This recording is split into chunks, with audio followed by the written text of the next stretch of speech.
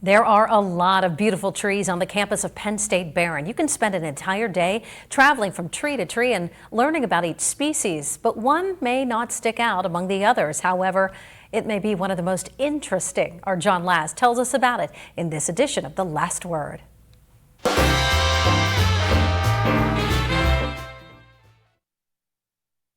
As a father and a grandfather, I've read a lot of children's books. For example, The Very Hungry Caterpillar, The Bear Who Didn't Like Honey. Well, today, I want to tell a true story that should be turned into a children's book. Let's call it The Little Tree That Couldn't Find a Home. Ah, this is a nice white flowering dogwood tree gracing the area beside the historic Glen Hill farmhouse on the campus of Penn State Behrend. It looks comfortable and at peace here.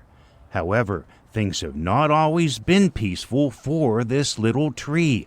It was first planted 20 years ago, not here at the Glen Hill farmhouse, but here on the east side of the Lilly Library.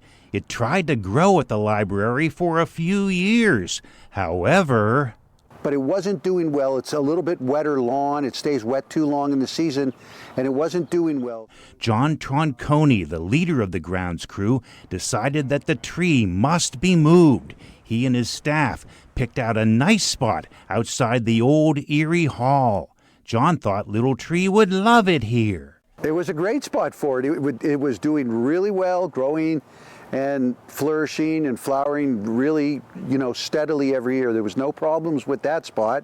However, in 2010, fire heavily damaged the Dobbins Dining Hall on campus. A makeshift dining facility had to be set up at Old Erie Hall.